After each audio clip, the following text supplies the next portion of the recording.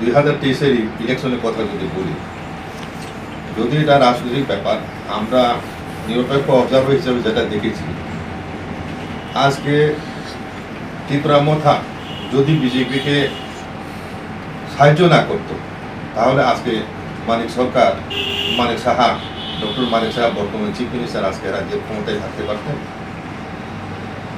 তাহলে মহারাজ কোনো না কোনোভাবে সাহায্য করেছেন।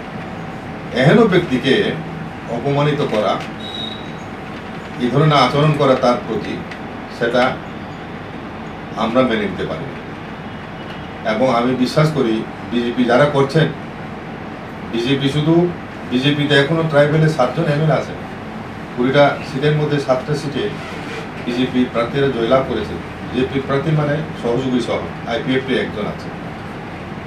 এখন 31 জন বিজেপির এমএলএ আছে, ধনপুরে খালি আছে। এই পরিস্থিতি দাঁড়িয়ে আজকে চিফ মিনিস্টার মুখ থেকে মহারাজের প্রতি এই ধরনের উক্তি, ওনার বিচক্ষণতা, রাজনৈতিক বিচক্ষণতার সম্বন্ধে অনেক কিছু বলে। তার চাইতে আমরা দেখছি প্রাক্তন চিফ মিনিস্টার বিপ্লব কুমার দেব, ওনার টেনিওরে, ওনার মুখ থেকে আমরা এই ধরনের কোনো ভাষা এবং উপজাতি বা রাজার প্রতি, রাজাকে অপমান করা মানে আমরা মনে করি সমগ্র আমাদের ত্রিপুরী জাতিকে অপমান করার সামিল।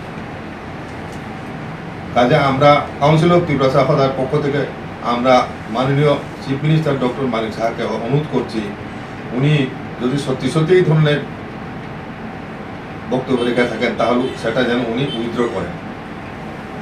এটা আমাদের দাবি। এবং